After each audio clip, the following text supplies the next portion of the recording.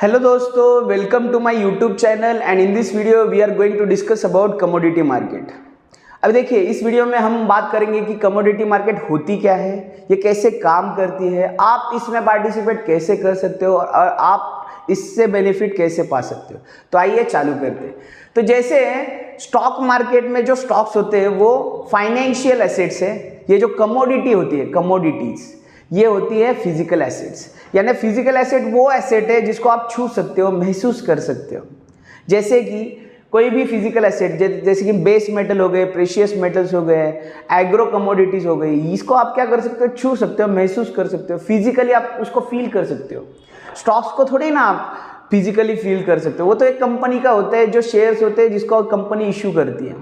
तो यहाँ पे ये जो होते हैं ये फिजिकल एसेट होते हैं और स्टॉक्स जो होते हैं ये फाइनेंशियल एसेट होते हैं। So that is the difference between what stocks and stock market and commodity market.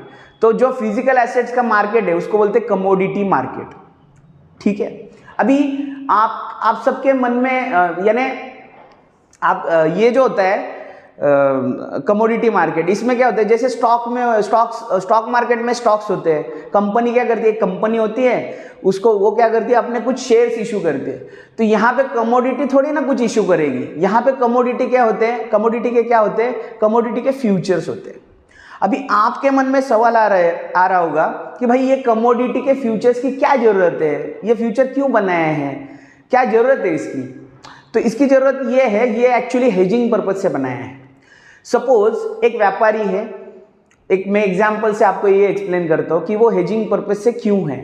Suppose एक व्यापारी है, उसका एक ट्रांसफार्मर बनाने का बिजनेस है, तो उसको कॉपर की जरूरत पड़ती है रोज, हर रोज उसको कॉपर की जरूरत पड़ती है। सपोज उसके पास एक ऑर्डर आया, 1000 ट्रांसफार्मर बनाने का किसी ने ऑर्डर दिया, तो वो क्या करेगा, वो सामने वाले को जो रेट दे रहा है वो आज के कॉपर का जो प्राइस है उसके हिसाब से ही तो रेट देगा ना।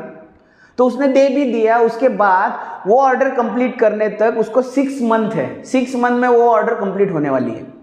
और सपोज मान लेते कि 6 मंथ में ये कॉपर के जो रेट है ये 20% हाइक हो गए इसमें, तो उसका जो प्रॉफिट है वो तो सारा निकल गया है ना। तो इसलिए ये जो व्यापारी लोग हैं ये क्या करते हैं, जिस दिन उसको ऑर्डर मिला उस दिन से वो जितना भी उसको 6 महीने में कॉपर लगने वाला है वो पूरे का पूरा कॉपर वो स्टॉक मार्केट में लेके रख देते हैं, यानी वो हेज कर देते हैं।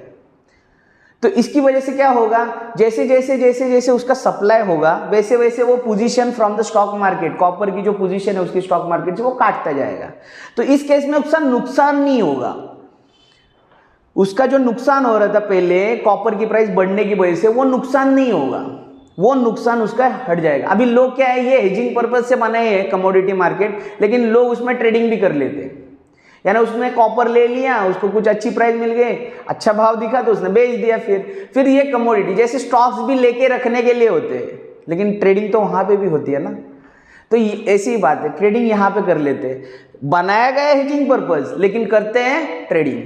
तो ये मैंने आपको बताया कि भाई फ्यूचर क्यों होता है, कमोडिटीज के फ्यूचर क्यों होते हैं। अभी कमोडिटी का जो फ्यूचर होता है उसका जो प्रोसेस है वो स्टॉक के फ्यूचर की जैसे है। वहां पे भी एक लॉट होता है, लॉट का एक साइज होता है, लॉट का साइज का एक अमाउंट होता है, लॉट साइज का एक अमाउंट होता है, यानी मार्जिन अमाउंट आपको पे उस पूरे अमाउंट का एक मार्जिन अमाउंट आपको पे करना पड़ता है। जब आप पे करते हो तो वो पूरे लॉट के आप मालिक बन जाते हो। जब आप मालिक बन जाते हो वो पूरा जो उतार चढ़ाव रहेगा उसमें लॉस एंड गेन आपका रहेगा, आप जिम्मेदार रहोगे उसके लिए, बाकी कोई भी ना रहेगा। तो ये सारी बातें एज इट इज जो नहीं क्या स्टॉक फ्यूचर में होते हैं वो सारी कमोडिटी फ्यूचर में लागू होती है। अभी ये जो है, ये कमोडिटी का जो ये बाजार है ये एक्चुअली ज़्यादातर ग्रो हुआ है, यानी बेस मेटल और प्रेशियस मेटल्स इनमें, या क्रूड ऑयल समझ लीजिए, इसमें ज़्यादा कमोडिटी मार्केट बढ़ा है।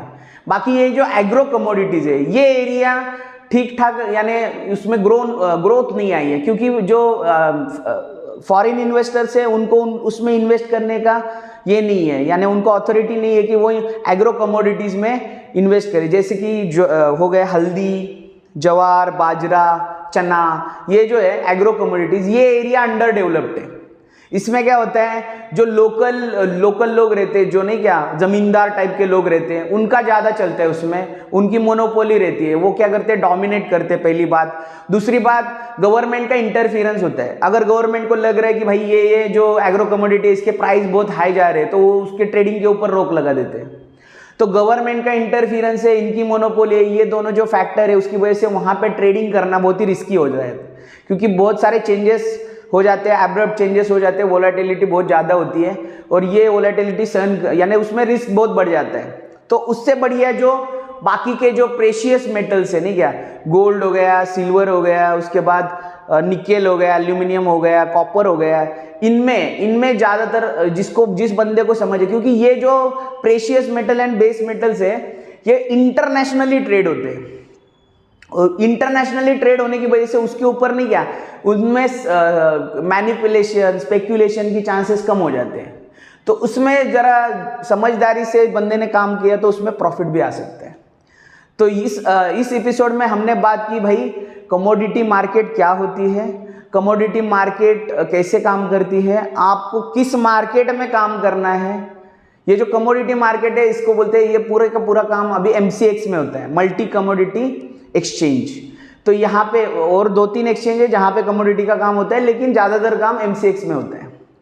तो इस एपिसोड में हमने पूरी डिटेल में बात की कि आपको किस टाइप की कमोडिटी में सौदा लेना है, और आपने अगर दूसरी जगह पे सौदा लिया तो उसके रिस्क क्या है, कमोडिटी मार्केट काम कैसे करती है, उसका पर्पज़ क्या था बनाने का, ये सारी बातें हमने डिस्कस की।